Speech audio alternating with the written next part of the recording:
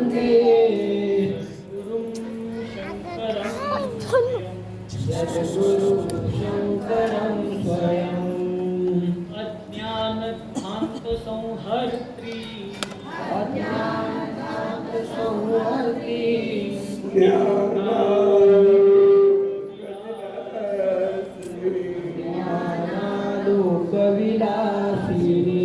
चन्द्रचूडवक्षं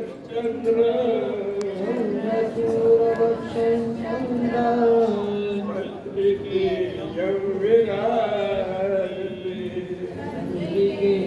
विराजते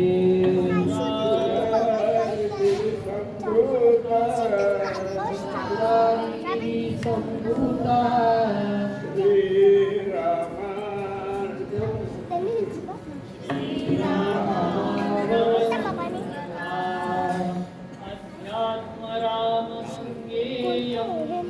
अध्यात्म राम गंगेयं महाराज की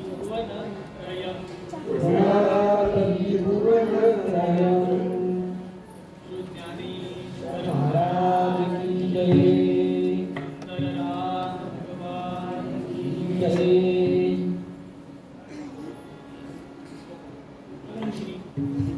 सद्गुरु संत परमात्मा ज्ञानदेव माऊली ओम श्री गुरु दत्तात्रय श्रीपाद श्री वल्लभ श्री सद्गुरु नरसिंह सरस्वती स्वामी महाराज आणि माझे गुरुदेव ओम श्री विष्णू ज्ञानेश्वर चक्रांकित महाराज यांच्या असीम कृपेने या येवला नगरीमध्ये सुंदर रामाच्या दरबारामध्ये आपण सर्वजण भगवत चिंतनाकरता उपस्थित आहोत आणि भगवत चिंतनाचा विषय आहे रामकथा।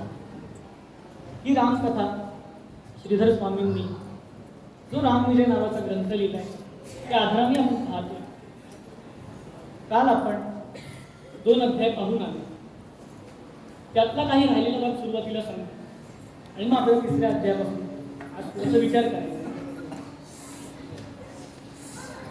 रावणाचा विवाह हा मयासुराची कन्या, 2 कन्या मयासुराच्या, ती म्हणजे मंदोदरी आणि शक्ती, या दोघींशी रावणाचा विवाह झाला।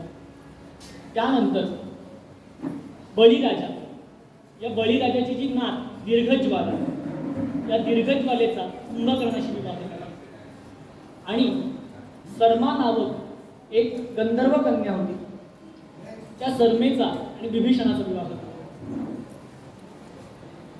पण रावणाने अनेक स्त्रिया भोगल्या, त्याला 1,00,000 पुत्र होते आणि 1,25,00,000 नातू होते। विचार करा किती भोगी असेल। या रावणाला मंदोदरीपासून जो पहिला मुलगा झाला त्याचं नाव मेघनाद। ज्यावेळेस रावणाने देवांवर स्वारी केली, देवांशी युद्ध केले, त्यावेळेस हा मेघनाद जो आहे ज्याने त्या इंद्राचा 17 वेळेला पराभव केला, त्या इंद्राला आपल्या पाशांनी बांधून टाकलं आणि तेव्हापासून मेघनादाला इंद्रजित हे नाव पडलं। त्यानंतर आपण काल पाहून आलो की बळीराजाच्या राज्यामध्ये ज्यावेळेस रावण गेलेला होता त्यावेळेस तिकडनं तो सुटला कसा, त्याची काय अवस्था झाली होती, तो काही भाग काल सांगायचा राहून गेला। ज्यावेळेस त्याला तो फासा सुद्धा उचलता आला नाही, खाली पडलेला, लक्षात आलं आता इकडे आपलं काही काम नाही, निघून जायला पाहिजे, म्हणून रावण निघून जाण्याकरता प्रवृत्त झाला। त्यावेळेस जे सगळे सेवक होते बळीराजाचे त्यांनी त्याला पकडलं, त्याची शस्त्र हिरावून घेतली, वस्त्र सुद्धा हिरावून घेतले, त्याच्या तोंडाला काळं फासलं आणि गावामधून त्याची धिंड काढली आणि सगळे लोक त्याला हसत होते। आणि रावणाने त्या भिंतीमधून पळण्याचा प्रयत्न केला की मागून पडू,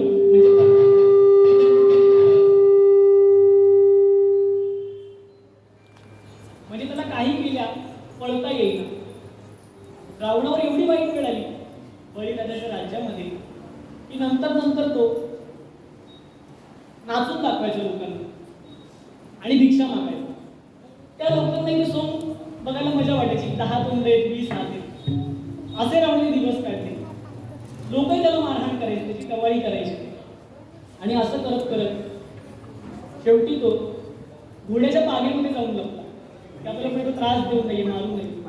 मग घोड्याला ते चणे खायला घालायचे, ते चणे खाऊन त्यांनी दिवस काढले. एवढे अनेक वाईट प्रसंग रावणावर आले तरी सुद्धा त्याचा उन्मत्तपणा काही कमी झाला नाही. एवढा अपमान झाला, काय काय परिस्थिती येऊन गेली बघा. आता तरी माणसाने सुधारावं, आपल्यामध्ये बदल करावे, आपलं कुठे चुकतंय ते पाहावं, पण नाही.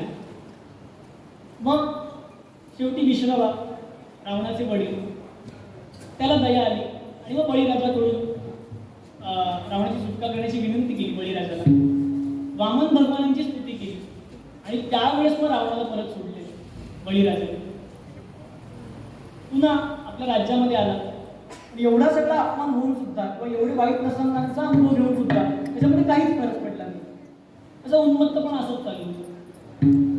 आणि त्याच्या या सगळ्या त्रासाला कंटाळून सगळे देवजन आहेत, ऋषीजन जे आहेत आणि पृथ्वी ही गायीच्या स्वरूपामध्ये सगळे ब्रह्मदेवांकडे आले. त्यांनी सगळा प्रसंग, सगळ्या हकीकती सांगितल्या की रावण कसा कसा पूर्ण त्रैलोक्याला छळतोय, त्याचा काहीतरी बंदोबस्त करा.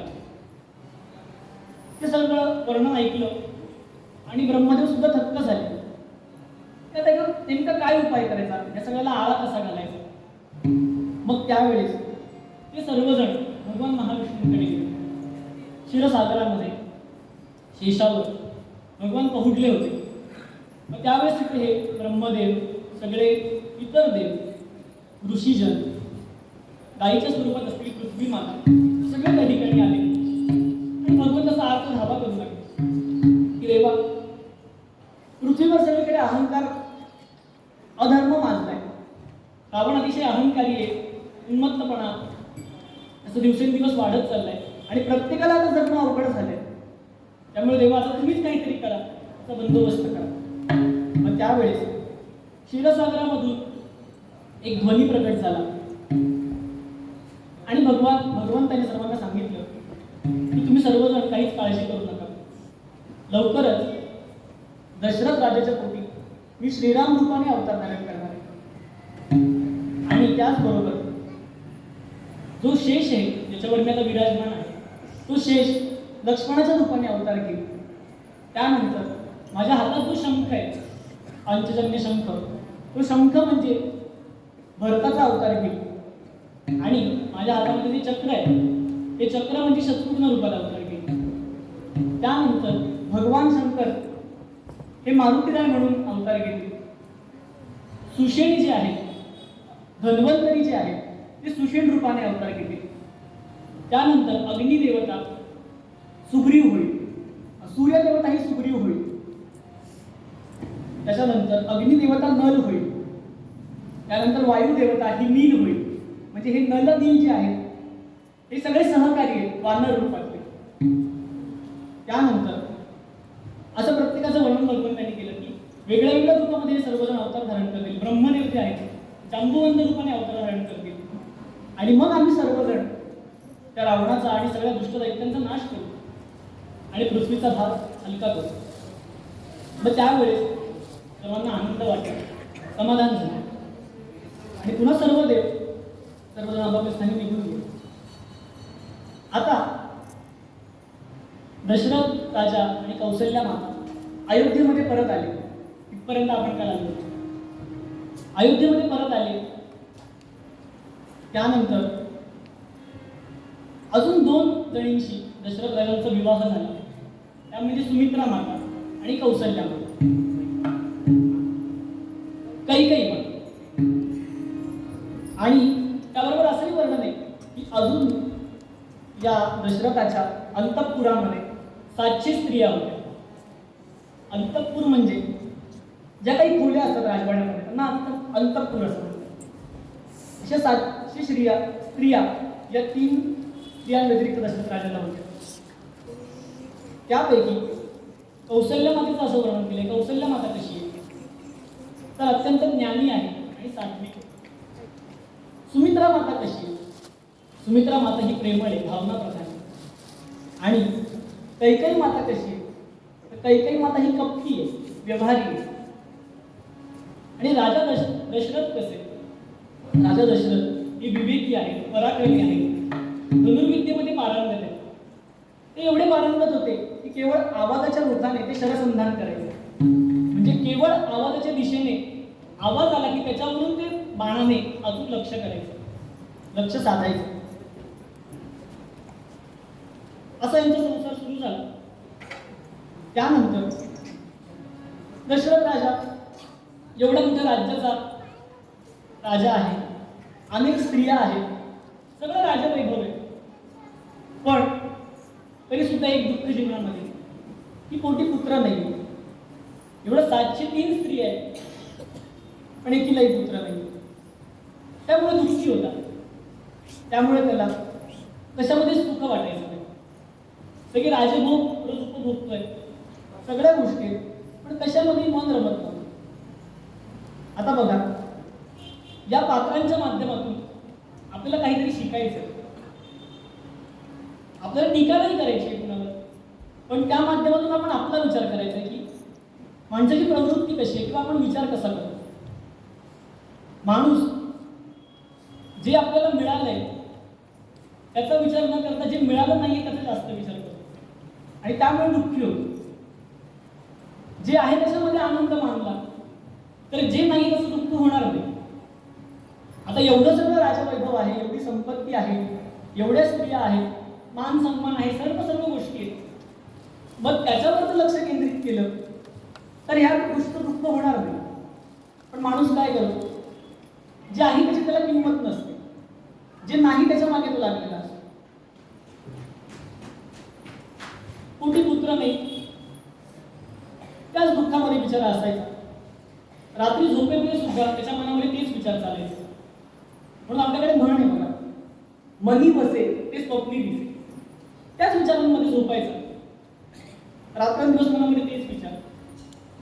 आणि एक दिवशी रात्री त्याला एक वाईट स्वप्न पडलं की आपल्या हातून 2 पुरुष आणि एका स्त्रीची हत्या आपल्याकडून घडली. ते तिघेही निष्पाप आहेत आणि तरी आपल्या हातून यांची हत्या घडली. सकाळीच्या वेळेस जागा झाला, वसिष्ठांकडे गेला. वसिष्ठ ऋषी हे या रघुवंशाचे किंवा रवी कुलाचे कुलगुरू होते, मार्गदर्शक. त्यांच्याकडे गेला, त्यांना ते स्वप्न सांगितलं आणि विचारलं की याचा नेमकं काय अर्थ आहे. त्यावेळेस वसिष्ठांनी राजा दशरथाला सांगितलं, तू एक काम कर, वनामध्ये जा आणि 3 श्वापद मारून आण, म्हणजे तुला एक जे वाईट स्वप्न पडलंय त्याचा नाश होईल. आणि अजून एक गोष्ट आहे, जर आपल्याला कधी असं वाईट स्वप्न पडलं तर ते स्वप्न तुळशीला सांगावं, म्हणजे त्याचा जो वाईट परिणाम आहे तो कमी होतो किंवा ते संकट कळतं. मग आता गुरुदेवांची आज्ञेप्रमाणे म्हणून हा जंगलामध्ये शिकारीसाठी निघाला दशरथ राजा. दिवसभर त्यांनी खूप शोधाशोध केली अरण्यामध्ये, पण एकही शिकार मिळाली नाही, एकही प्राणी दिसला नाही. पण आता गुरुदेवांची आज्ञा आहे, त्याशिवाय घरी जाता येणार नाही, शिकार करूनच जायला पाहिजे, तेव्हाच त्या दुःस्वप्नाचा नाश होईल. म्हणून एका झाडावर चढून बसला. हळूहळू संध्याकाळ झाली, रात्र झाली. त्यांनी विचार केला की काहीही झालं की शिकार करूनच घरी जायचं.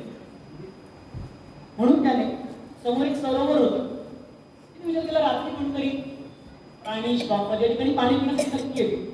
मग त्यावेळेस जो आवाज होईल पाणी पिताना त्याच्या लोकांनी आपण बाण मारूया आणि शिकार करूया.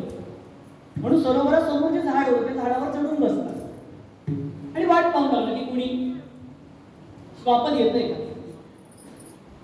योगायोगाने त्याच मार्गाने श्रावण बाळ हा आपल्या वृद्ध आई वडिलांना आणि जे अंध होते त्यांना कावडीमध्ये बसून तीर्थयात्रेसाठी चालला होता. बघा त्या श्रावण बाळाचं कसं वैशिष्ट्य आहे. आज थोडासा जर आपण विचार केला तर घरामध्ये आई वडिलांना किंमत किती आहे, किती मान आपण त्यांना देतो, त्यांच्याशी कसे वागतो, कसे बोलतो. ज्यांनी आपल्याला जन्म दिलाय, आपल्याला मोठं केलंय, ज्यांच्यामुळे आपण या जगामध्ये आलेलो आहोत, आपलं सर्व जे काही आहे आज त्यांच्यामुळे. पण आपण मोठे झाल्यानंतर त्यांना कशी वागणूक देतो, त्यांच्याशी कसे बोलतो, त्यांच्याशी कृतज्ञ आपण असतो का? अनेक जण असे आहेत वृद्धाश्रमात आई वडिलांना सोडून देतात, त्यांना अडचण वाटायला लागते. त्यांच्यामुळे आज आपण आहोत त्यांना सोडून देतात. मग एक प्रश्न असा निर्माण होतो की जे आई वडिलांवर प्रेम करू शकत नाही ते जगामध्ये दुसऱ्या कोणावर खरोखर प्रेम करू शकतात का? नाही करू शकत. कारण ज्यांनी जन्म दिलाय, एवढं हाडाची काढ रक्ताचं पाणी करून आपल्याला मोठं केलंय, आपलं सगळं जीवन आपल्यासाठी त्यांनी त्यांचं सगळं जीवन आपल्या मुलांसाठी वाहून घेतलेलं असतं. आपल्या इच्छा ते सगळ्या बाजूला ठेवतात आणि मुलांच्या इच्छा पूर्ण करत असतात. एवढं सगळं करून सुद्धा जर आपण त्यांच्यावर प्रेम करत नसतो, एवढे त्यांचे उपकार असताना आपण त्यांच्यावर प्रेम करत नसतो, तर बाकी सगळ्यांचा विचार केला तर बाकीचे असे किती माणसं असतात जे आपल्यावर खरोखर प्रेम करत असतात? फक्त व्यावहारिक प्रेम असतं, काहीतरी आर्थिक संबंध असतात म्हणून हात जोडणं असतं, गोड बोलणं असतं. एकदा काही त्याचा स्वार्थ संपला की तुम्हाला कोणी विचारत नाही. जोपर्यंत तुम्हाला समाजामध्ये मान आहे, पैसा आहे, तोपर्यंत सगळे लोक तुमचे, नंतर कोणी विचारत नाही. म्हणून आपल्याकडे म्हण आहे, असतील शिते तर जमतील भूते. तुमच्याजवळ काही देण्यासारखे तोपर्यंत सगळे लोक तुमचे. ज्यावेळेस तुमचं देणं बंद होईल त्यावेळेस कोणी तुमच्याजवळ येणार. मग म्हणजे लोकांकडून जे प्रेम मिळतं ते कसं आहे? असं स्वार्थी आहे. मग जो आई वडिलांवर प्रेम करू शकत नाही तो बाकीच्यांवर काय प्रेम करू शकतो? त्यांचं तर स्वार्थी प्रेम आहे, पण यांचं निस्वार्थ आहे ना. त्यामुळे अशी परिस्थिती सध्या आहे. काही जण आई वडील घरामध्ये हवे असतात, पण कशासाठी? कामं करण्यासाठी. आयुष्य त्यांचं असं गेलेलं असतं, नोकरीमुळे म्हणा, कामामुळे म्हणा, अनेक गोष्टींचा त्याग करत आलेले असतात, आपलं कर्तव्य पार पाडत असतात. आणि मग आता रिटायर झाल्यावर त्यांना वाटत असतं की आता आपण आपल्या इच्छा पूर्ण करूया, थोडंसं निवांत शांत जीवन जगूया. पण मुलांची सुनेची अपेक्षा असते की यांनी काहीतरी काम करायला पाहिजे. मुलांना सांभाळायचं म्हणून त्यांना घरात ठेवलेलं असतं.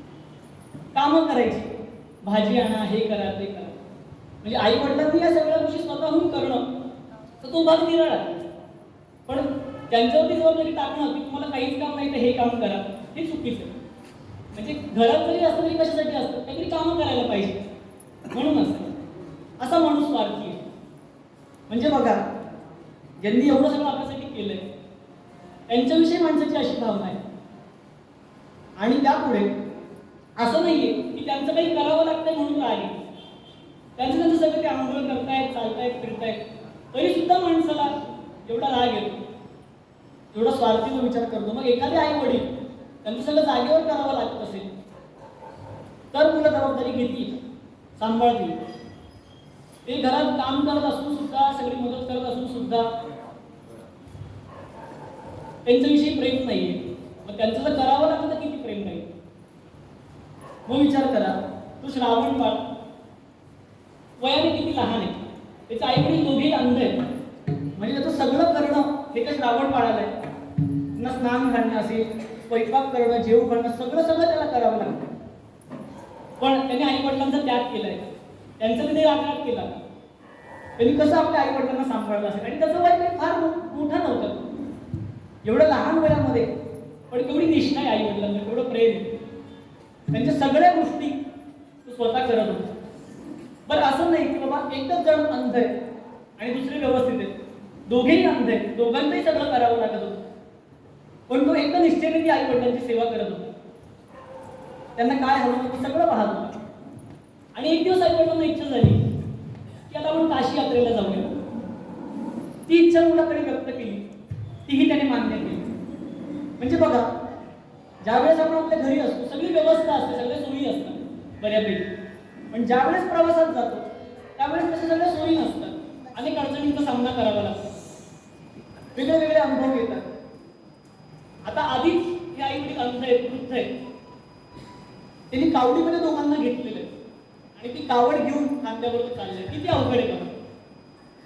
2-2 माणसं बसलेली त्यांनी एवढं ओझं घेऊन त्याला चालायचं काशीपर्यंत. त्याच्या मनाची तयारी बघा, आई वडिलांकडे निष्ठा झाली.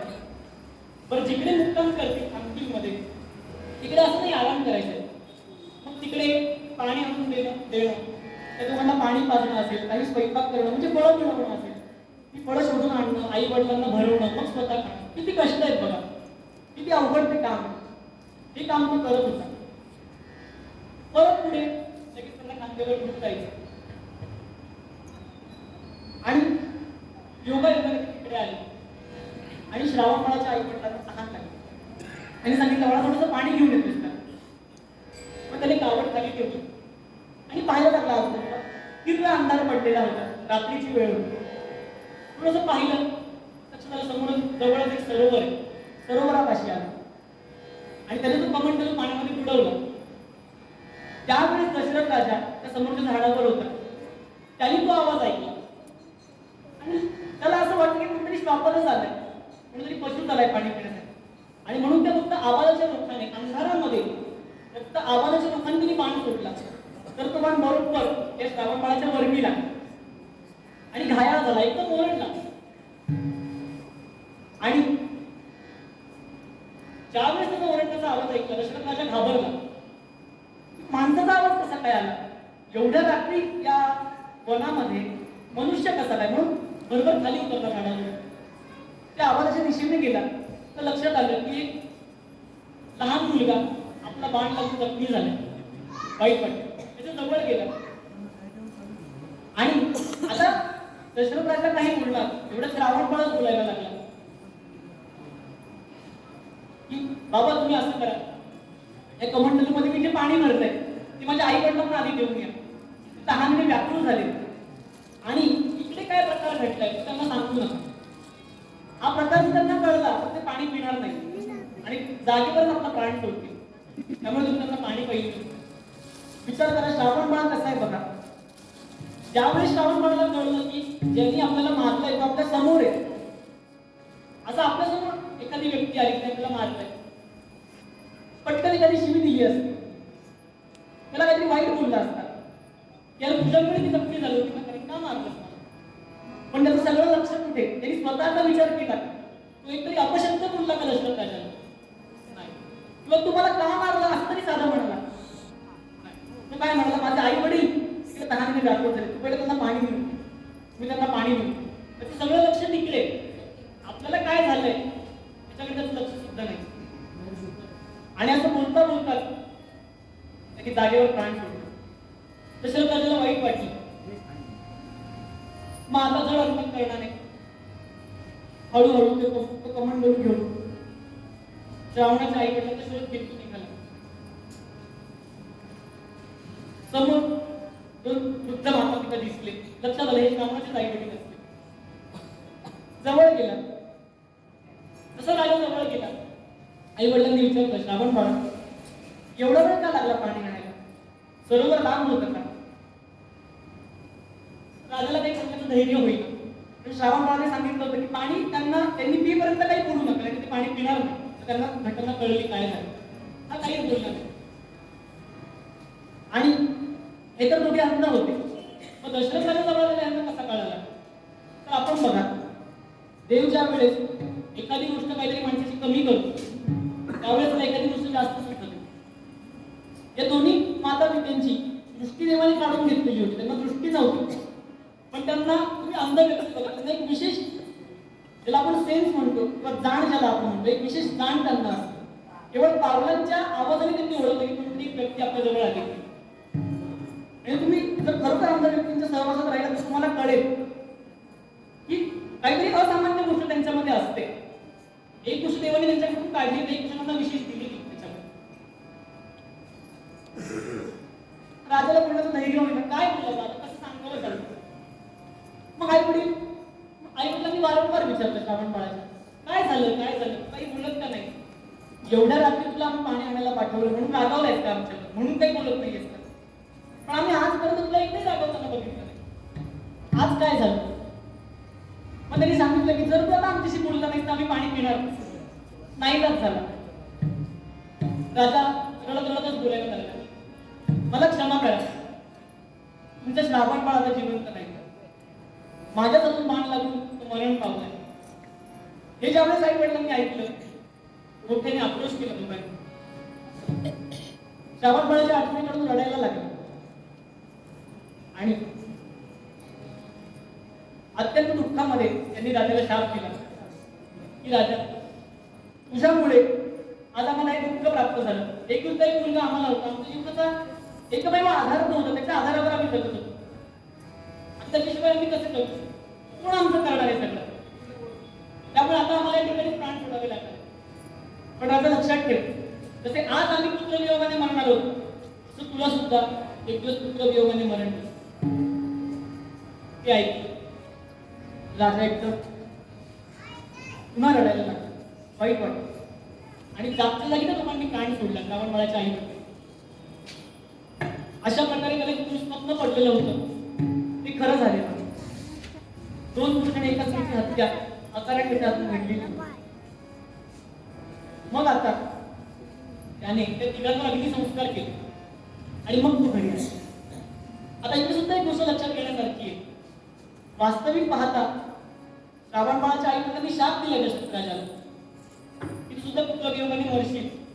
मग एखाद्या माणसाला राग आला असता की तुम्ही जर मला शाप दिलाय तर गेला उडत, मी जातो घरी. पण त्यांनी तसा विचार नाही केला. त्यांनी जरी शाप दिलाय तरी त्यांच्यावर अंतिम संस्कार केले, अग्निसंस्कार केले आणि मग तो घरी गेला.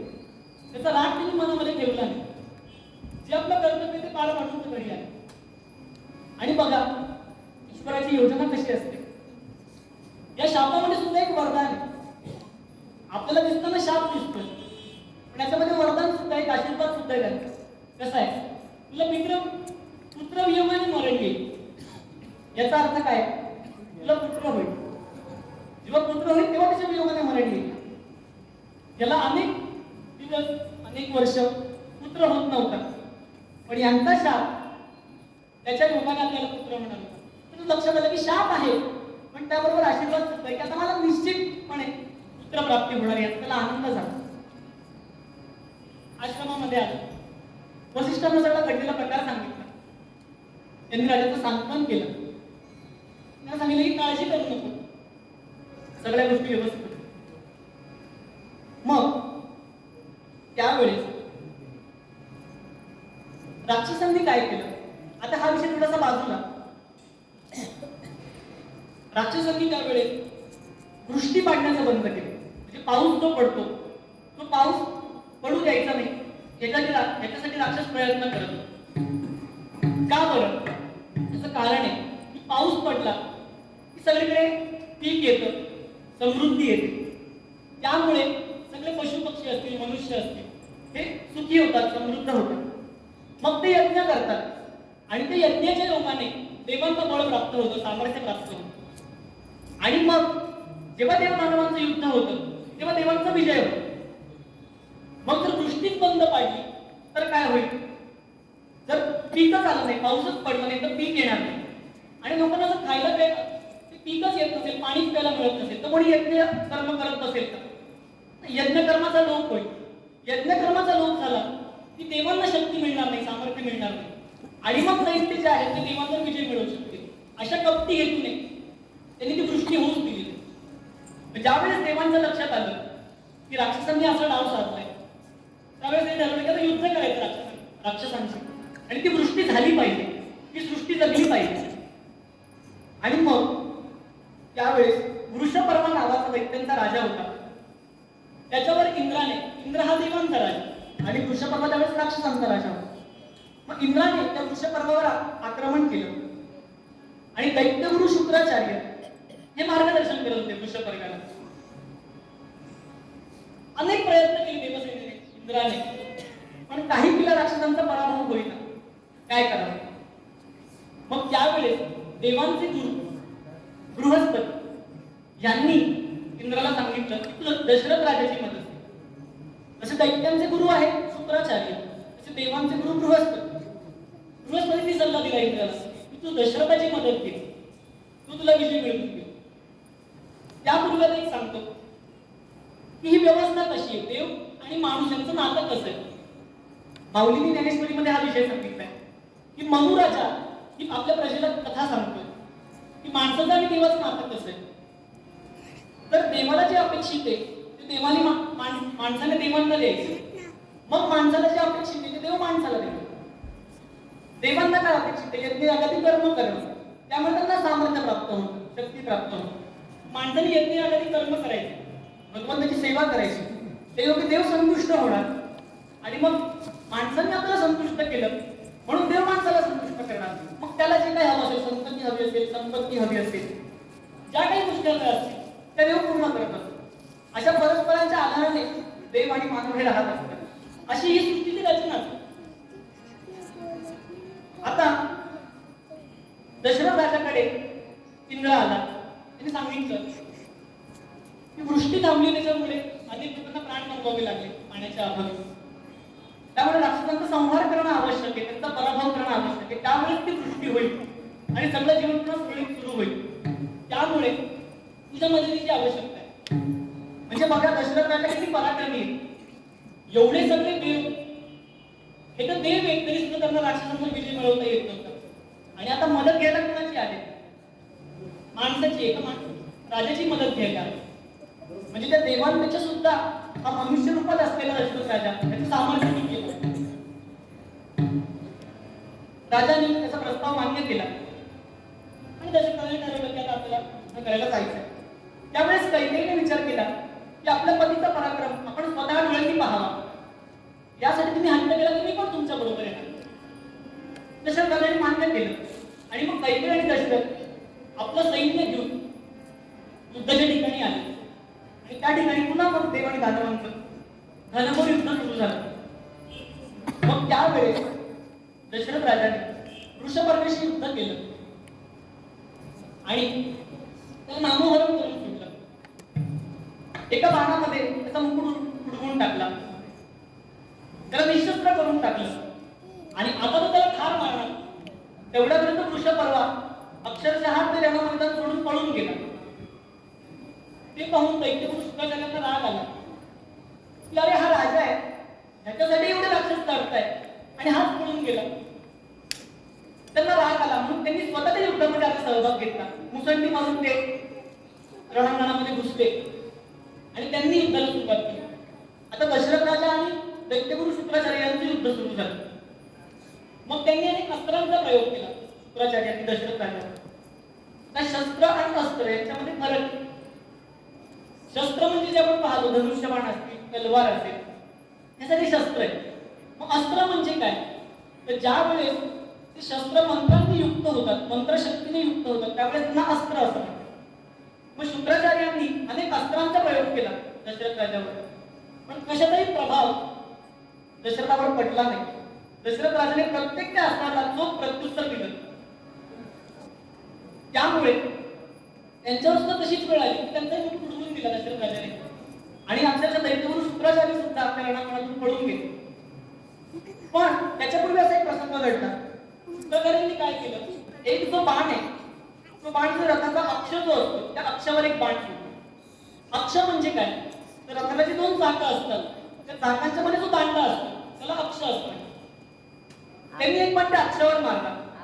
ज्या आवेशाने दशरथ राजा लढत होता, त्याचा जर रथ अक्षावर बाण मारला, अक्ष जर मोडला तर रथ कोलमडेल आणि तो ज्या आवेशाने लढतो तो आवेश त्याचा जाईल, तो गडबडेल आणि मग तो गडबडला, त्याचं लक्ष विचलित झालं किंवा त्याच्यावर बाण सोडायचं आणि त्याला ठार करायचं असं त्यांनी विचार केला. पण ज्या वेळेस तो अक्ष मोडला, कैकेयी माता त्या ठिकाणी रणांगणावरच उपस्थित होती. तिने पाहिलं की तो अक्ष मोडलाय आणि आता जर रथ कोसळला आणि आपला पती जर गडबडला तर तिकडनं एक बाण येईल आणि आपल्या पतीचा मृत्यू होईल. म्हणून तिने त्यावेळेस आपल्या दंडावर तो अक्ष झेलला. आणि मग ज्यावेळेस दैत्यगुरु शुक्राचार्य पळून गेले, त्यावेळेस मग बाकीची सगळी सेना सुद्धा पळून गेली की आपला राजा आणि आपले गुरुच पळून गेले, तर आता आपण काय लढायचं, ते सुद्धा सगळे पळून गेले. सगळ्या जणांनी इंद्राचं अभिनंदन केलं. सगळेजण राजा दशरथाचा जय जयकार करायला लागले. पण त्यावेळेस दशरथ राजाचं लक्ष गेलं की कैकेयीने आपल्या दंडावर तो अक्ष धरून ठेवलेला होता आणि त्यामुळे आपल्याला हा विजय प्राप्त झाला. आणि मग त्यावेळेस त्याला खूप आनंद झाला आणि त्यांनी तिला सांगितलं की प्रिये, मी तुझ्यावर खूप खुश आहे, तुला कुठले दोन वर हवेत मागून घे. त्यावेळेस कैकेयीने सांगितलं की महाराज, ज्यावेळेस योग्य वेळ येईल त्यावेळेस हे 2 वर मी तुम्हाला मागेन. इथे एक गोष्ट लक्षात घेण्यासारखी आहे. आपण सर्वांनी व्हॉट्सअपवर अनेक वेळा हे वाक्य वाचलं असेल की आनंदाच्या भरामध्ये कुणाला वचन देऊ नका. इकडे दशरथ राजांनी नेमकं हेच केलं. अत्यानंद झालेला, हर्षाने युक्त झालेला, त्यामध्ये माणसाला कळत नाही आपण काय वागतो, काय बोलतो. पण असं कोणत्याही आनंदाच्या प्रसंगामध्ये, आनंदाच्या भरामध्ये कुणाला कधी वचन देऊ नये, कारण त्याचे पुढे वाईट परिणाम होऊ शकतात. ते आपल्याला निभावता येतील का नाही सांगता येत नाही. तेव्हा आनंदाच्या भरात माणूस बोलून जातो, पण पुढे त्याचे काय परिणाम होतील हे आता आपल्याला सांगता येत. त्यामुळे आनंदाच्या भरात कुणाला वचन देऊ नये. राजाने वचन दिलं. आता एक प्रश्न असा निर्माण होतो की त्या कैकेयीला ते सामर्थ्य कसं प्राप्त झालं. विचार करा, एवढा जड तो रथ असतो, त्याच्यावर तो दशरथ राजा उभा आहे आणि एवढं वजन तिने फक्त एका दंडावर झेललं बऱ्याच काळासाठी. आणि ती एक सामान्य स्त्री आहे, तिच्याकडे एवढं सामर्थ्य कसं आलं. तर त्याची कथा अशी सांगतात, ज्यावेळेस कैकेयी माहेरी होती, म्हणजे तिच्या विवाहापूर्वी, तर तेव्हा एक साधू महाराज त्यांच्या घरी आलेले होते. आणि मग कैकेयीच्या आईने तिला सांगितलं की तू त्यांची सेवा कर, त्यांना काय हवं नको ते कर. मग त्यावेळेस त्यांना कैकेयी मातेने तुझे साहित्य आणून देणं, इतर काही गोष्टी असल्या त्यांची सेवा केली. मग ते ऋषी जे आहेत ध्यानस्थ बसले आणि ते ध्यानस्थ बसल्यानंतर तिला त्यांची थट्टा करावीशी वाटली. म्हणून तिने काय केलं, काजळाचा जो पीठ असतो तो त्यांच्या मुखाला लावला. आता हे ध्यानस्थ होते, यांना ती गोष्ट तेव्हा लक्षात आली नाही, ध्यानामध्ये तल्लीन झालेले होते. पण ज्या वेळेस भानावर आले तो प्रकार लक्षात आला आणि तिला शाप दिला की तुझं तोंड सुद्धा काळवटलं जाईल. तू पुढील आयुष्यामध्ये तू पुत्रद्वेष करशील, तुझी सगळीकडे दुष्कीर्ती होईल आणि तुझं तोंड सुद्धा काळं होईल. ते कैकेयी मातेच्या आईने ऐकलं, धावत आली आणि पाय धरले साधू महाराज, असं करू नका, माझी मुलगी लहान आहे, त्यांनी एकलं काही कळत नाही कसं वागावं काय करावं, मी तिला क्षमा करेन. त्यांनी सांगितलं, आता जे मुखातून बाहेर पडलंय ते पडले, आता ते परत घेऊ शकत. एकदा तोंडातून बाहेर पडलेले शब्द माणूस परत घेऊ शकतो. एकदा तो बाण सुटला धरू शकतो, तो पुन्हा घेता येतो का. आता ते बोलून गेलोय मी, आता परत नाही घेऊ. आणि हे साधू असतात, तपस्वी असतात, यांच्या वाणीमध्ये एवढं सामर्थ्य असतं की ते जे बोलतात ते खरं होतं. त्यांच्या वाणीमध्ये सिद्धता असते, वाणीला ते जे बोलतील ते खरं होतं. त्यामुळे साधू संतांची वागताना अतिशय आदरपूर्वक, प्रेमपूर्वक वागलं पाहिजे. जर त्यांची निंदा केली, त्यांच्याशी काही दुराचरण केलं आणि जर त्यांच्याकडून शाप प्राप्त झाला तर त्या गोष्टी खऱ्या होतात. आपण कोणाला काही म्हटलं, आपण व्यवहारामध्ये म्हणतो कावळ्याच्या शापाने काही तुला मरत नाही. आपण असं कोणाला म्हटलं की दुसरं तर असं होईल असं नाही. पण साधू जणांना जर शाप लागला तर तो खरा होतो. त्यामुळे एक वेळा आपण त्यांची सेवा नाही करता आली हरकत नाही, पण त्यांची निंदा करायची, त्यांना काही त्रास द्यायचा. कारण ते बिचारे कोणाला काही त्रास देत नाही, कोणाला काही बोलत नाही. मग आपण त्यांच्या वाटी कशाला करता आली तर त्यांची सेवाच करा. मग त्यांनी विनंती केली कैकेयी मातेच्या आईने, काहीतरी उत्साह द्या. मग तेव्हा त्यांनी सांगितलं की हिला ज्या हातांनी तिने माझी सेवा केली, मला तुझे जो साहित्य आणून दिलं ते हात युद्धामध्ये मोठं काम करते, तो हात युद्धामध्ये मोठं काम करेल, ती आपल्या पतीला विजय मिळवून देईल आणि त्यावेळेस त्या दंडामध्ये एक अलौकिक सामर्थ्य, अलौकिक शक्ती निर्माण होईल. त्यांचा असलेला वरदान आणि त्याचा परिणाम म्हणून तिने तो रथ आपल्या दंडावर करून राहिला. मग विजयी झाले. विजयी झाल्यानंतर दशरथ राजाला, कैकेयी मातेला इंद्राने आपल्या दरबारामध्ये नेलं, त्यांचा सन्मान केला, त्यांना वस्त्र अलंकार दिले. कैकेयी मातेला एक दिव्य मणी दिला इंद्राने आणि त्याचबरोबर जसा यांचा विजय मिळाल्यानंतर सत्कार केला त्याप्रमाणे जेव्हा प्रस्ताव घेऊन गेला होता युद्धाचा इंद्र दशरथ राजाकडे, त्यावेळेस सुद्धा त्यांनी त्याचा आदर सत्कार केलेला होता, त्याला काही भेट वस्तू दिल्या होत्या. याच्यातून एक गोष्ट शिकण्यासारखी आहे की कुणाकडून आपल्याला काही काम करून घ्यायचं असेल तर ते काम करण्यापूर्वी सुद्धा त्याला काही मोबदला द्यावा. म्हणजे मग तो ते काम मनापासून करतो. आता त्यांनी अजून युद्ध केलेलं नव्हतं. सुरुवातीला ज्यावेळेस प्रस्ताव मांडला इंद्राच्या दशरथाच्याकडे, पण त्याला सुरुवातीलाच काही भेट वस्तू दिल्या. मग त्या मिळालेल्या वस्तू तुला तो मिळाली काही गोष्ट त्या आनंदामध्ये माणूस जे पुढे काम करायचं ते मनापासून करतो. पण आधी काम करण्यापूर्वी कुणाकडून काही काम करून घ्यायचं, कामापूर्वी त्याला काही मोबदला द्यावा आणि काही वेळ कामानंतर द्यावा. पण पूर्ण मोबदला हा कधीही कामाच्या आधी द्यायचा. मग माणसाला काय वाटतं तर सगळे पैसे तर मिळाले, आता कसंही काम केलं तरी चालेल, असं नाही करायचं. काही मोबदला आधी द्यायचा आणि जास्त वाहतूक असेल मोबदला तर तो शेवटी द्यायचा. म्हणून आधी सत्कार केलाय युद्धापूर्वी आणि युद्धानंतरही सत्कार केलाय. आणि मग त्यावेळेस बृहस्पतींनी विचारलं की दशरथ आपला मुलगा आहे का, पुत्र संतान आहे? त्याने सांगितलं की नाही, हेच माझ्या जीवनामध्ये मोठं दुःख आहे. मग त्यावेळेस त्यांनी सांगितलं की तू एक काम कर, ऋष्यशृंग नावाचे ऋषी आहेत त्यांच्याकडून तू पुत्रकामेष्टी यज्ञ कर. त्या योगी तुला पुत्र होते. त्याला आनंद झाला. आता ऋष्यशृंग ऋषी म्हणजे विभांडक ऋषींचे पुत्र, ते त्यामुळे ऋष्यशृंग ऋषी विद्याभ्यास करत होते आणि त्यांनी आपल्या आयुष्यामध्ये अजूनही कोणत्या स्त्रीचं दर्शन घेतलेलं नव्हतं, कुठल्याही स्त्रीला पाहिलेलं नव्हतं. म्हणजे बघा, विद्याभ्यास ज्यावेळेस करायचा आहे त्यावेळेस स्त्री संगती ही वर्ष सांगितली. विद्याभ्यास चालू आहे, एकांत त्यांनी पत्कर दिलाय, कुठल्याही स्त्रीच्या संगतीमध्ये नाही, तेव्हा ती विद्या प्राप्त होऊ शकते. संघामध्ये माणूस अडकला मग ती विद्या प्राप्त होते. म्हणून काही जर मिळवायचं असेल तर काही गोष्टी दूर कराव्या लागतात. विद्या जर मिळवायची स्त्री संघ किंवा इतर गोष्टी दूर ठेवायच्या तेव्हा विद्या मिळेल. आणि जर आपण संघामध्ये असू किंवा संसारामध्ये अडकलो असू मग विद्या माणसाला मिळत नाही, पण त्याच खटपटी माणसाला कराव्या लागतात. म्हणून विभांडक ऋषींनी त्याला स्त्रियांपासून दूर ठेवलेलं होतं, जेणेकरून त्याचं पूर्ण लक्ष हे विद्याभ्यासावर राहावं. मग त्यावेळेस त्यांनी दशरथाला सांगितलं की तू एक काम कर, स्वर्गातले जे अप्सर आहेत त्या अप्सरांना या ऋष्यशृंगाकडे पाठव, तू जिकडे विद्याभ्यास कर, त्याला भुलवतील आणि अयोध्येमध्ये घेऊन येतील आणि मग तू त्याच्याकडून तू यज्ञ करून घे. मग ठरल्याप्रमाणे त्या सगळ्या अप्सरा ऋष्यशृंग ऋषींकडे आल्या आणि त्यांना भुलवून त्यांनी अयोध्येमध्ये आणलं.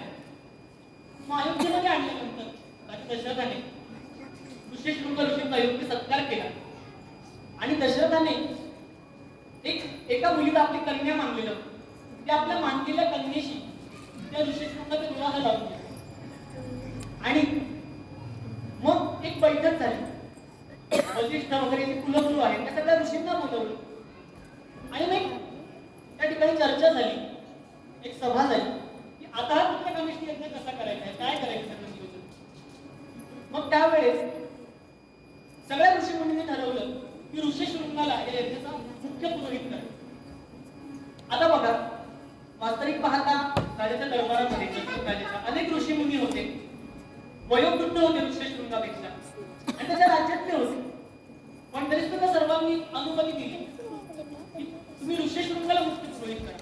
त्यांचा अहंकारामध्ये आज नाही की आम्ही त्याच्या दरबारामधले आहोत, आम्ही वयोवृद्ध आहोत, मग मुख्य पुरोहित आम्ही होणार. पण त्यांच्या ठिकाणी अहंकार नव्हता, अभिमान. त्यांनी मोठ्यामध्ये ऋष्यशृंगाला मुख्य पुरोहित पद दिलं की तो हा यज्ञ पार पडेल.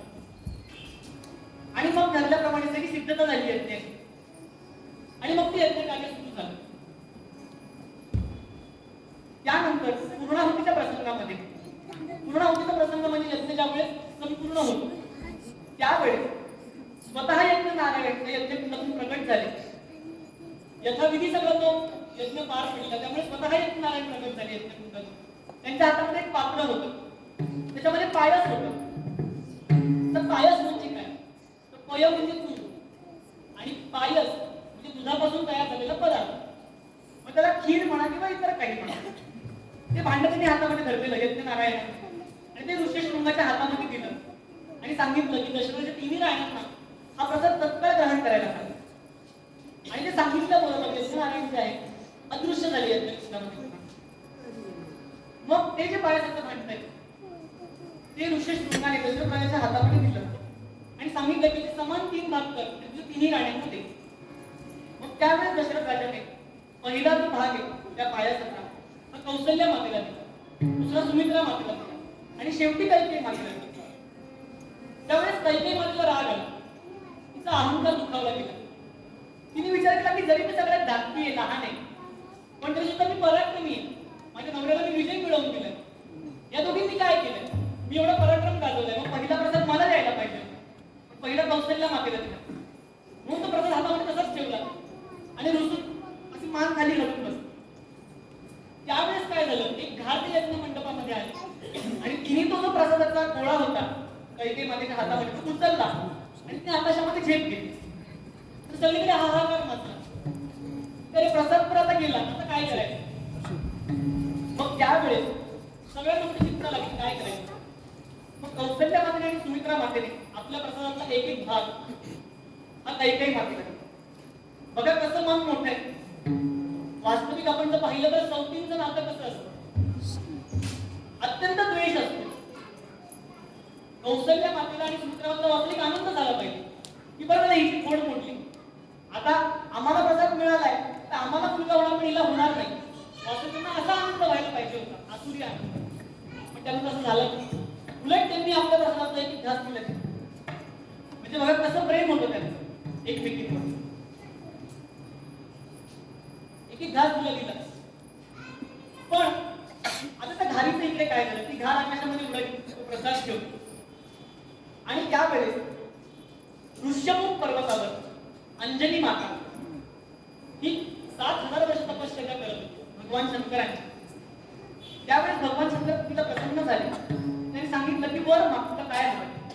तिने सांगितलं की मला एक यशवंत, कीर्तिवंत, महापराक्रमी, वज्रदेवी आणि चिरंजीव असा पुत्र व्हावा.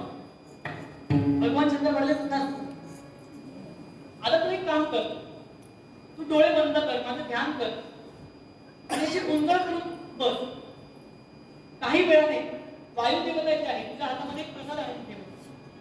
माझं स्मरण करता करता तू प्रसाद ग्रहण कर आणि मी स्वतः तुझ्या पोटी 11वा रुद्र म्हणून अवतार धारण केला. तिला आनंद झाला की ज्याची आपण तपश्चर्या केली तेव्हा तोच आपल्या पोटी जन्म घेणार, केवढं भाग्य.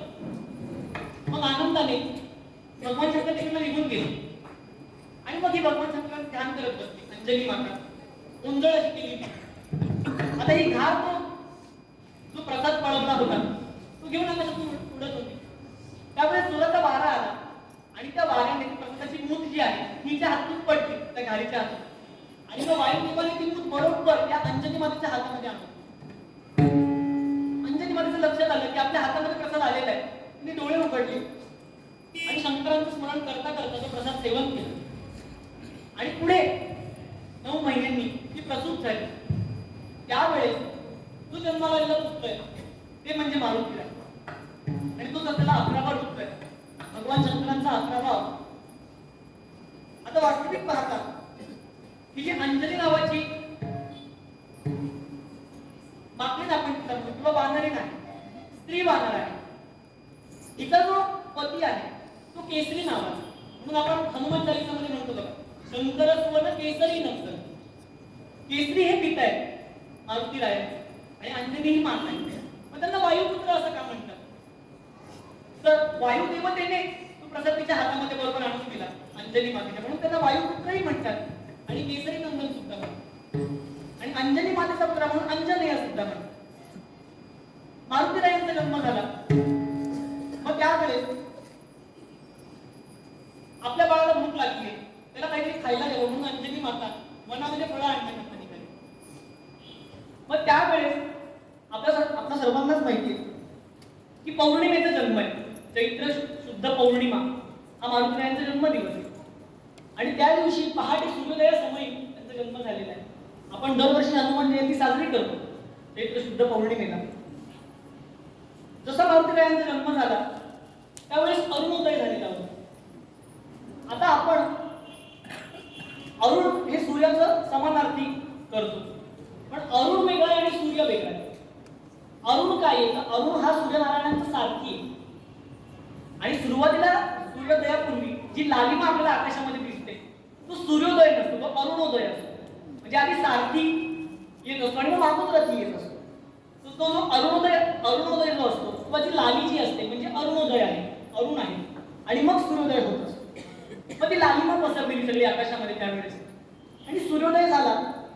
मारुतीरायांनी बघितलं की लाल कुंड काहीतरी चमकताना दिसतंय. त्यांना वाटतं की ते फळच आहे, म्हणून त्या दिशेने उड्डाण केलं त्यांनी आणि विचार केला की हे फळ आपण घ्यायचं. आणि मग वायू वेगाने ते निघाले सूर्यनारायणापर्यंत. बघा आत्ता जन्माला ती बाळ आहे, पण एक शिट्टीचा फटकारा केला, भुभुक्कार केला मोठ्याने आणि सूर्यनारायणांकडे त्यांनी झेप घेतली. आता वायुदेवतेला काळजी वाटायला लागली की आपला मुलगा एवढा लहान आहे, तो जर सूर्यनारायणांजवळ गेला तर जळून भस्मसात होईल. म्हणून त्यांनी त्याला खूप अडवण्याचा प्रयत्न केला. जोराचा वारा सुटला. त्यांना वाटलं की त्या वायू वेगाने तो मागे जाईल, पण तो वायू देवतेला सुद्धा मारुतीरायांनी जुमानलं नाही. पुढे झेप घेतलेली आहे, चाललेलं आहे. मग त्यावेळेस आता वायुदेवतेने विचार केला की अत्यंत पराक्रमी, आपल्याला सुद्धा त्याला अडवता येत नाही, आपण त्याचे पिता आहोत, पण आपल्यापेक्षा हा पराक्रमी आहे, आता त्याला अडवायचं कसं. त्यांनी विचार केला की हिमालयामध्ये जे हिमकडयुक्त वारे असतात, थंड वारे, ते वारे त्यांनी त्या दिशेने सोडले की त्याला सूर्याचा दाह होऊ नये, पोळू नये म्हणून. आणि मारुतीराया सूर्यनारायणापर्यंत पोहोचणार. ज्यावेळेस सूर्यनारायणांनी पाहिलं की मारुतीराय आपल्याकडे असे झेपावत येत आहेत, तो सूर्यनारायण जरा कापायला लागला. म्हणजे विचार करा, ज्यांच्या प्रकाशाने आपलं त्रैलोक्य उजाळलं जातं, सगळं त्रैलोक्य रिपून टाकतात, ते सूर्यनारायण त्या मारुतीरायाला बघून जळजळ कापायला लागले. म्हणजे त्यांच्यापेक्षाही तेजस्वी मारुतीराय सूर्यनारायणापेक्षा. आणि ते घाबरायला लागले की आता हा काय करून मागत काय नाही. मग त्यावेळेस रामविजय ग्रंथामध्ये असं वर्णन आलंय की त्या दिवशी ग्रहण होतं, सूर्यग्रहण. पण एक गोष्ट विचारात घेण्यासारखी आहे की सूर्यग्रहण कधी असतं? अमावस्येला असतं आणि चंद्रग्रहण पौर्णिमेला असतं. बरोबर, मारुतीरायांचा जन्म कधीच आहे? पौर्णिमेचा. त्या दिवशी चंद्रग्रहण असतं, म्हणजे सूर्यग्रहण कसं काय? तर हा उलगडा अजून झालेला नाहीये, पण ग्रंथामध्ये असं वर्णन आहे की त्या दिवशी सूर्यग्रहण होतं, पौर्णिमेच्या दिवशी. त्याचा उलगडा ज्यावेळेस रामराय बुद्धी देतील, माऊली बुद्धी देतील, बुद्धी देतील, त्यावेळेस उत्तर मी देईल की त्या दिवशी सूर्यग्रहण कसं काय, पौर्णिमेच्या दिवशी. पण ते सूर्यग्रहण असल्यामुळे राहू हा सूर्याला गिळंकृत करायला बघत होता, त्याचा ग्रास करायला बघत होता. मारुतीरायांनी पाहिलं हा सूर्यनारायणाकडे चाललेला होता, मारुतीराय चाललेले होते, तो राहू मध्ये आला, सूर्याला गिळंकृत करायला बघत होता. मग त्यांनी काय केलं? मारुतीरायांनी एक फक्त खांद्याचा प्रहार केला त्या राहूवर, तो राहू दूर केला. पुन्हा जवळ आला, त्याच्यावर मुष्टी प्रहार केले, त्याला अनेक मुक्के मारले आणि त्याला रक्तबंबाळ करून सोडले. मग त्या राहूच्या मदतीला केतू आला. त्या केतूला सुद्धा तसंच त्यांनी नामोहरण केलं, रक्तबंबाळ केलं. मग ते राहू जे आहे इंद्रापाशी गेले, तक्रार केली की असं असं एखाद्या छोट्या वानराने आम्हाला मारहाण केली, हे काय चाललंय? म्हणून मग त्याचा राग आला. म्हणून इंद्र देवसेनेसह, राहू केतूंसह मारुतीरायांवर आक्रमण करून आले. आता मारुतीरायांनी जसं जवळ येऊन लक्षात आलं की ज्याला आपण फळ समजतो ते फळ नाही, ते सूर्यनारायण आहे. म्हणून परत फिरले मारुतीराय आणि मागे फिरून पाहिलं, तिकडे सगळी सेना तयार, देवसेना, इंद्र, राहू, केतू, सगळी देवसेना. एवढे सगळे ते वीर समोर असताना मारुतीरायांनी एकटं सगळ्यांशी युद्ध केलं, त्या सर्वांवर विजय मिळवला. असं वर्णन केलंय ग्रंथामध्ये की ऐरावतासह इंद्राला मारुतीरायांनी पाडलं खाली. तसा इंद्राला प्रचंड राग आला की आपण देव आहोत, ह्याच्यापेक्षा एवढे मोठे आहोत आणि हे आत्ता जन्माला लागलं बाळ, यांनी आपली ही अवस्था करावी. म्हणून त्यांनी आपला वज्र जे आहे त्या वज्राचा घात मारुतीरायांच्या हनुवटीवर केला आणि मारुतीराय बेशुद्ध पडले. मग त्यावेळेस वायुदेवतेला वाईट वाटलं की आपल्या मुलाला काहीही दोष नसताना अशी मारहाण झाली, आता तो बेशुद्ध पडलाय. मग त्यांनी धमकी दिली की आता वायूचा संचार त्रैलोक्यातला मी बंद करणार, मग सगळे जीव मरून जातील, आता कसं करायचं?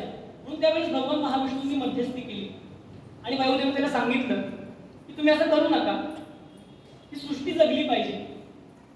मग त्यावेळेस त्यांनी मारुतीरायांना भगवान महाविष्णूंनी हनुमंत हे नाव दिले. त्यांच्या डोक्यावर हात ठेवला, मारुतीराय शुद्धीवर आले आणि त्यावेळेस भगवान महाविष्णूंनी मारुतीरायांना वरदान दिलं की शंकरांच्या डोळ्यातला जो अग्नी आहे, म्हणजे शंकरांचं असं वर्णन केलंय की शंकरांना 3 डोळे, तर हे 3 डोळे म्हणजे काय आहेत? तर हे जे 2 डोळे ते म्हणजे सूर्यचंद्र आहे आणि हा तिसरा डोळा जो आहे तो म्हणजे अग्नी आहे. मग त्यावेळेस त्यांनी वरदान दिलं भगवान महाविष्णूंनी मारुतीरायांना की शंकरांच्या डोळ्यातला अग्नी हा मारुतीरायांना बाधा करू शकणार नाही. इंद्राची काही आयुधं असतील, ब्रह्मदेवांची असतील, अगदी माळी सुद्धा भगवान महाविष्णूंची ही आयुधं ही सुद्धा मारुतीरायांवर काही प्रभाव दाखवू शकणार नाही. यमाचा जो कालदंड आहे तो सुद्धा मारुतीरायांवर काही प्रभाव दाखवू शकणार नाही. आणि मारुतीराय हे चिरंजीव झाले, त्यांना कोणी जिंकू शकत नाही असं वरदान दिलं. तर अनेक देवांनी त्यांना वेगळी वेगळी वरदानं दिली. मग विश्वकर्मा जो आहे त्या विश्वकर्म्याने त्यांना एक दिव्य माळ दिली मारुतीराया की जी नेहमी ताजी राहील. त्यानंतर अजून एका देवतेने असा आशीर्वाद दिला की मारुतीरायांची शक्ती ही अभंग राहील, अक्षय राहील. त्यांनी कितीही श्रम केले तरी त्यांना कधी दमल्यासारखं वाटणार नाही. ती शक्ती त्यांच्यापाशी कायम असेल. त्यानंतर अजून एका देवाने त्यांना वरदान दिलं की ते सगळ्या राक्षसांचा वध करते. अशी अनेक वरदानं मिळाली मारुतीरायांना. मग त्यावेळेस वायुदेवतेचं समाधान झालं आणि मग त्यांनी सांगितलं की ठीक आहे, आता मी वायूचा संचार त्रैलोक्यात मी सांगितलं तर बंद करेल, तो बंद करणार. आणि अशा रीतीने पुन्हा वायुदेवतेने आपल्या बाळाला म्हणजे मारुतीरायांना अंजनी मातेपाशी आणलं. सगळा घडलेला प्रकार सांगितला अंजनी मातेला. तिला खूप कौतुक वाटलं की आत्ताच मला आलेलं आपलं बाळ पण किती पराक्रमी आहे. पण त्यावेळेस ती नेगलाची फळं खाऊ घातली, त्याला स्तनपान केलं. आणि हा जो आहे हा तिसरा अध्याय इथे रामविजय ग्रंथाचा समाप्त होतो. त्याचं वर्णन असं सांगितलंय त्या ग्रंथाची, या अध्यायाची फलश्रुती अशी सांगितली की वाईट ग्रहदशेमुळे जे माणसाला अनेक दुःख भोगावे लागतात, जर या अध्यायाचं जर आपण श्रवण केलं किंवा रामविजय ग्रंथामध्ये आपण याचं पठण केलं तिसऱ्या अध्यायाचं तर ती ग्रहपीडा दूर होते. मारुतीरायांचं वैशिष्ट्य असं आहे की मारुतीरायांच्या उजव्या पायाचा जो अंक आहे इकडे हे नवग्रह वास करतात. म्हणजे सगळ्या नवग्रहांवर मारुतीरायांची सत्ता आहे. मग त्या मारुतीरायांची जर सेवा केली तर आपल्याला कुठल्याही ग्रहाची पीडा होऊ शकत नाही. म्हणजे राहू असेल, केतू, राहूची महादशा कोणाची सुरू असेल, केतूची महादशा सुरू असेल, शनी महाराजांची महादशा सुरू असेल, मंगळाची महादशा सुरू असेल, त्यांनी सर्वांनी खास करून मारुतीरायांची सेवा केली पाहिजे. रोज मारुतीरायांचं दर्शन घेतलं पाहिजे. त्यामुळे ती ग्रहपीडा दूर होत असते. आणि त्याचबरोबरीने अजून त्याची फलश्रुती सांगितली आहे की जर कोणाला पुत्रप्राप्ती करून घ्यायची असेल, संतान होत नसेल तर त्यांनी हा अध्याय वाचावा, श्रद्धेने वाचावा, तर त्यांना पुत्रप्राप्ती होते असं त्याचं फळ सांगितलेलं आहे. आणि धनाचीही प्राप्ती होते.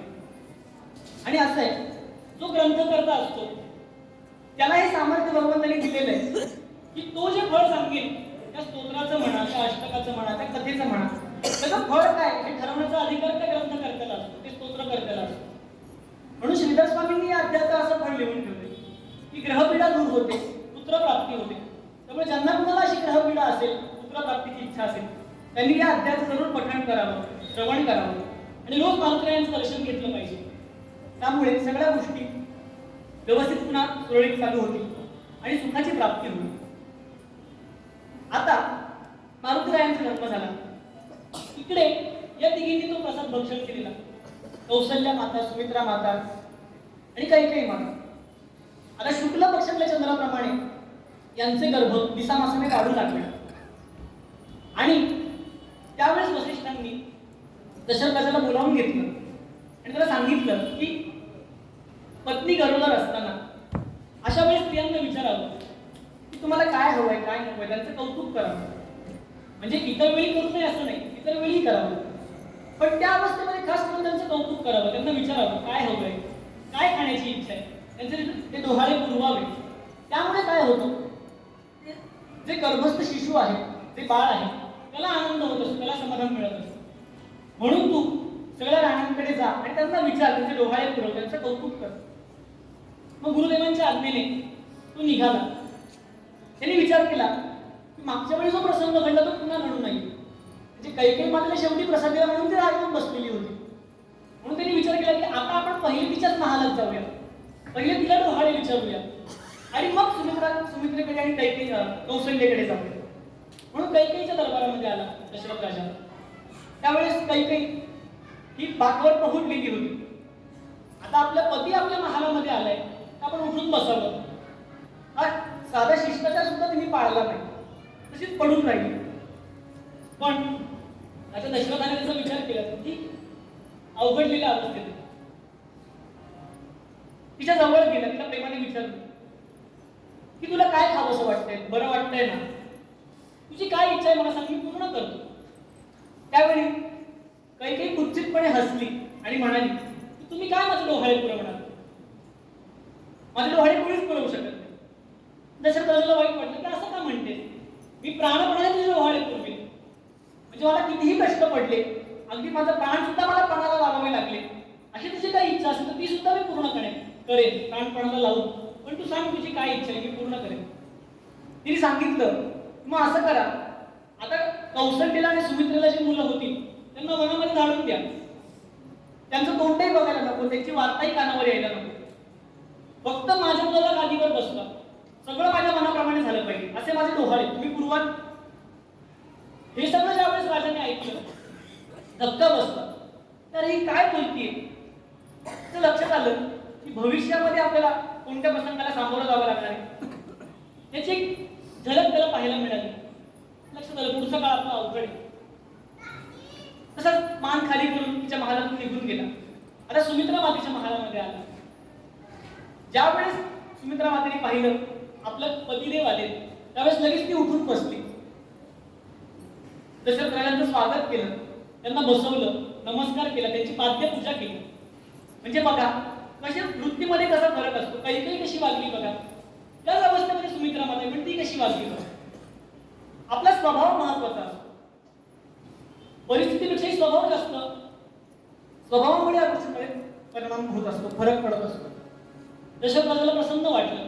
त्यांनी विचारलं की सांग तुझे काय डोहाळे, तुझी कुठली इच्छा मी पूर्ण करू. त्यावेळेस तिने सांगितलं की कौशल्याच्या पोटी साक्षात परमात्मा महाविष्णू हे श्रीराम रूपाने अवतार धारण करणार आहे. आणि माझी एकच इच्छा आहे की माझ्या पोटी जो मुलगा येईल त्याने त्याची सेवा करावी, माझ्या मुलाने प्रभूंची सेवा करावी. कारण प्रभूची सेवा कशी आहे की त्रैलोक्याचं जरी राज्य मिळालं, त्या राज्यातून मिळणारं जे सुख आहे त्या सुखापेक्षाही मोठं ही भगवत भक्ती. त्या भगवत भक्तीपुढे मोक्ष सुद्धा काही नाहीये. बघा त्रैलोक्याचे स्वामी झाल्यानंतर जे सुख आहे सगळं त्रैलोक्यावर राज्य आहे, त्याच्यापेक्षाही जो आनंद मोठा आनंद आहे तो या भक्तीमध्ये. आपण मोक्ष करतो, मोक्ष मिळाला पाहिजे, मुक्त झालो पाहिजे, त्या मोक्षापेक्षाही जास्त आनंद त्या भक्तीमध्ये. पण आपलं कुकर्म म्हणा, अभाग्य म्हणा, आपल्या त्या भक्तीबद्दल काहीच वाटत नाही. पण सर्वोच्च जर काय असेल ती भक्ती आहे, ती प्राप्त होणं फार अवघड. सुमित्रा मला सांगते की ती भगवत भक्ती माझ्या मुलाने करावी, आपल्या मोठ्या भावाची सेवा करावी, बस मला एवढंच डोहाळे, माझी हीच इच्छा आहे. बघा किती फरक आहे. कैकेयी मातेची मागणी कशी आहे बघा, आणि सुमित्रा मातेचे भाव कसे आहेत, किती फरक आहे दोघींमध्ये. खूप आनंद झाला दशरथ राजाला. तिच्या महालातून निघाला. आता कौशल्य मातेच्या महालामध्ये आला. कौशल्य माता त्यावेळेस ध्यानमग्न बसलेली होती, ध्यान करत होती. आता जिच्या पोटी साक्षात परमात्मा येणार आहे तिची अवस्था याच्यावर वेगळी काय असणार, ती ध्यानातच असणार. दशरथ राजांनी विचारलं की कौशल्य तुझे काय डोहाळे मला सांग, तुझी काय इच्छा आहे, मी पूर्ण करतो. पण कौशल्य मला काही भानावर येईना, ती ध्यानामध्ये अत्यंत मग्न झालेली होती. मग पुन्हा दशरथाने पुन्हा एकदा विचारलं तरी ती काहीच बोलली नाही. वाईट वाटलं, मी तुला डोहाळे विचारायला आलोय आणि तू काहीच बोलत नाहीयेस, थोडीशी भानावर ये, माझ्याशी बोल, मला बरं वाटेल. मग ते ऐकल्यानंतर कौशल्य माता आवेशाने बोलायला लागली की कोण कौशल्या, मी तर परब्रह्म परमात्मा आहे, श्रीराम आहे. मी कसा आहे, सर्व साक्षी आहे, सर्व व्यापक आहे, सर्वेश्वर आहे, अचिंत्य आहे, अलक्ष्य आहे, असा मी परमात्मा आहे.